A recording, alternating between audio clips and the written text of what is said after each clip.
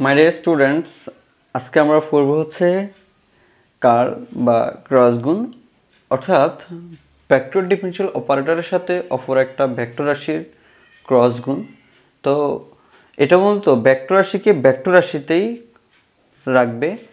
তো আমরা গ্রেডিয়েন্টটা হচ্ছে স্কেলার রাশিকে ভেক্টর রাশিতে কনভার্ট করা, ডাইভারজেন্সকে হচ্ছে ভেক্টর রাশিকে স্কেলার রাশিতে কনভার্ট করা, আর কার্ল হচ্ছে ভেক্টর রাশিকে ভেক্টর রাশিতেই রাখবে। ঠিক আছে, ভেক্টর রাশিকে ভেক্টর রাশিতেই রাখবে। তো আমরা কার্ল ব্যাপারটা একটা ম্যাথের সাহায্যে আমরা একটু দেখার চেষ্টা করি। দেখো, -1, 2 এবং 3 বিন্দুতে V vector is equals to 2x² y of i plus 3y² z of j plus x² z of k এর কার্ল কত, অথবা এই কার্ল জিনিসটাকে আমরা CURL curl of V equal to what. এখানে ভির জায়গায় অন্য কোনো ভেক্টর রাশিও থাকতে পারে, মনে করো এ দিল বা বি দিল বা অন্য কিছু দিতে পারে, আমি ভি দিলাম। তো curl of V equal to what. তারপর আমরা এখানে দেখব ঘূর্ণনশীল বা অসংরক্ষিত, অঘূর্ণনশীল বা সংরক্ষিত, ঘনত্ব হ্রাস বা প্রসারিত, ঘনত্ব বৃদ্ধি বা সংকুচিত। আমরা এই জিনিসগুলো একেবারে শেষে দেখব। তো এই জিনিসগুলো দেখার জন্য তোমরা ভিডিওটা একেবারে শেষ পর্যন্ত দেখো, একটু ধৈর্য ধরো, আশা করি তোমরা এগুলো খুব সহজে বুঝে যাবা। তো দেখো, curl of V vector is equals to হচ্ছে ভেক্টর ডিফারেনশিয়াল অপারেটর নেবলার সাথে যে ভেক্টর রাশিটা দেওয়া থাকবে তার ভেক্টর গুণ। তো আমরা জানি ভেক্টর গুণটা কিভাবে করতে হয়। ভেক্টর গুণটা মূলত করতে হয় হচ্ছে আমাদের নির্ণায়ক সিস্টেমে। তো দ্যাটস ওয়াই আই, জে এবং কে এগুলো আমরা এখানে লিখে দিলাম।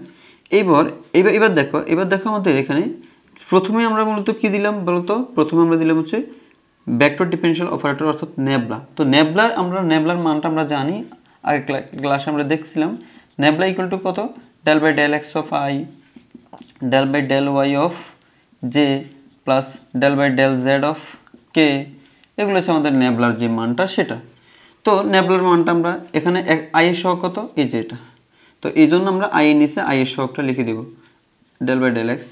জে এর সহগ এটা, তো ডেল বাই ডেল ওয়াই, এবং কে এর সহগ ডেল বাই ডেল জেড। এবার দেখো আমাদের ভি ভেক্টরের মান কত, এই যে এখানে আই সহগ হচ্ছে 2, ঠিক আছে, 2x² y, জে সহগ কত 3y² z, এবং কে সহগ কত x² z। নির্ণায়ক সিস্টেম, এই জন্য আমরা এখানে নির্ণায়কের যে পরমানটা আছে সেটা আমরা দিয়ে দিব। এবার দেখো, আমরা ম্যাট্রিক্সের মধ্যে দেখছিলাম আমরা নির্ণায়কের যে সিস্টেমটা, সেটা হচ্ছে প্রথমে আমরা আইকে ফোকাস করব। আই বরাবর যদি রো কলাম বাদ যায় তাহলে আমাদের থাকে হচ্ছে এই যে চারটা, এই চারটার মধ্যে প্রথমে আমরা ডান পাশ থেকে গুণ করব, মানে এই কোণাকুণি গুণ করব। এই কোণা যদি গুণ করো তাহলে আমাদের এখানে কত আসতেছে দেখো। আমি একটু ভেঙে দেখাচ্ছি যাতে তোমরা বুঝতে সুবিধা হয়। ডেল বাই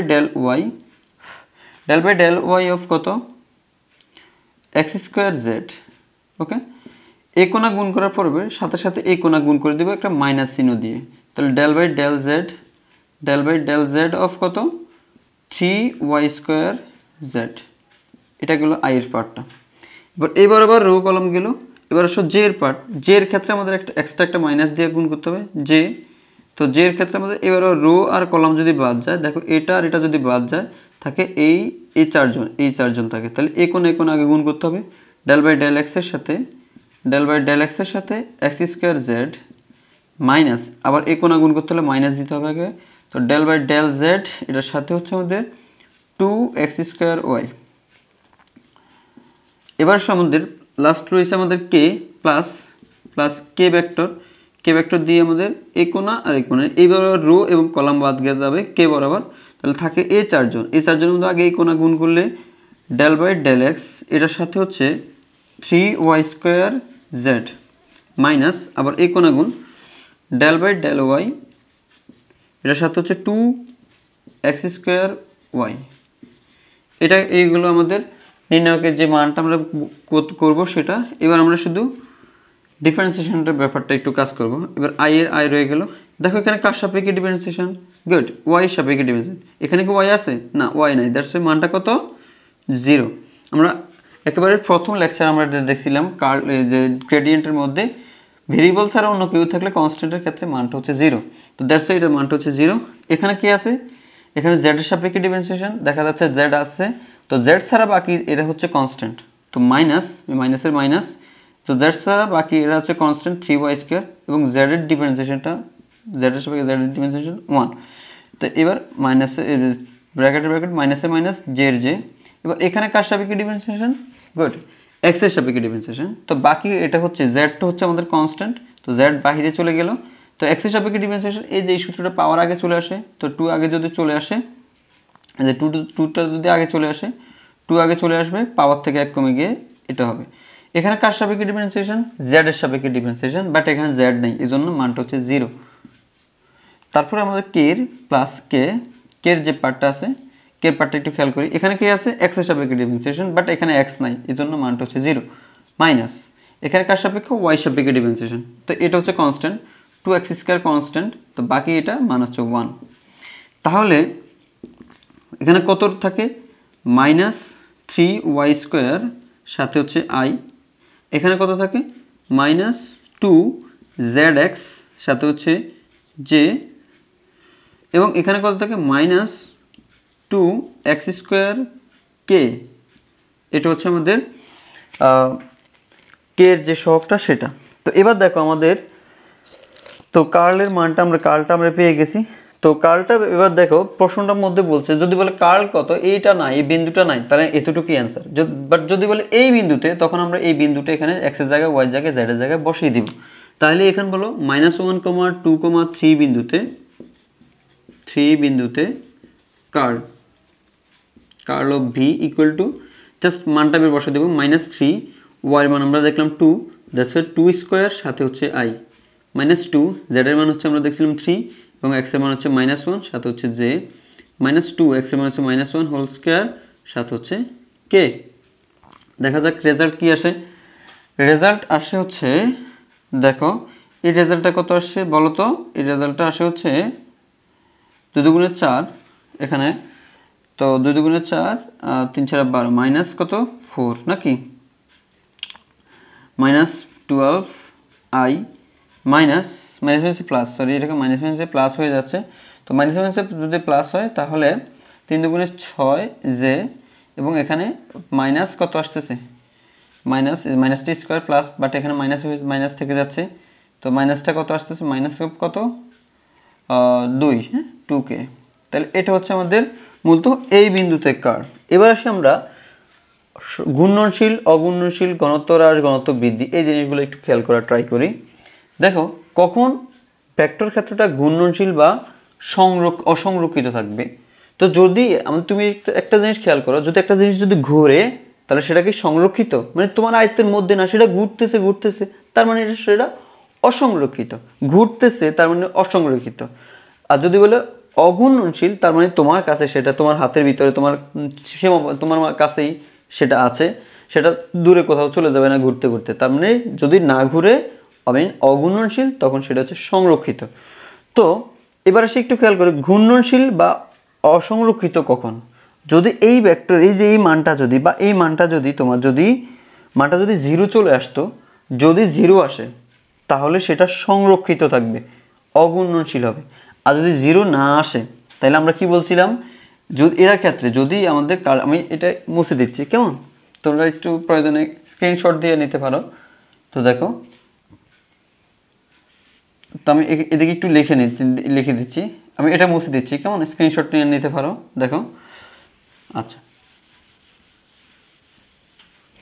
তো এখন দেখো যদি কার্লের মান, যদি কার্ল অফ বি এটার মান যদি আমাদের, এটার মান যদি ইজ নট ইকুয়াল 0 হয়, তখন আমাদের অঘূর্ণনশীল, তখন আমাদের ঘূর্ণনশীল অথবা অসংরক্ষিত থাকবে যদি ইজ নট ইকুয়াল 0।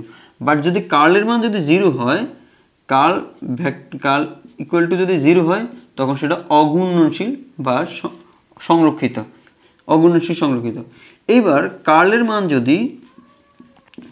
যদি পজিটিভ হয় তখন সেটা ঘনত্ব হ্রাস পাবে বা প্রসারিত হবে। আর কার্লের মান যদি নেগেটিভ হয় তখন সেটা হচ্ছে আমাদের ঘনত্ব বৃদ্ধি বা হ্রাস পাবে। বাট এখানে তোমার বলা যাচ্ছে না এখানে এখানে এই যে জাস্ট এইখানে এখানে তুমি দেখো, এখানে তোমার বলা যাচ্ছে না, কারণ এটা মাইনাসের, এটা মাইনাসের, আবার এটা প্লাসের। বাট এখানে দেখে বলা যাচ্ছে, এই যে এইখানে দেখে বলা যাচ্ছে এটা মাইনাসের, এটা মাইনাসের, এটা মাইনাসের।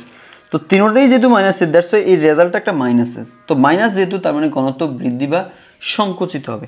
এবার দেখো ঘনত্ব বৃদ্ধি বা সংকুচিত, এই জিনিসটা আমি একটু ব্যাপারটা একটু খেয়াল করলে বুঝবা এগুলার মানেটা কি।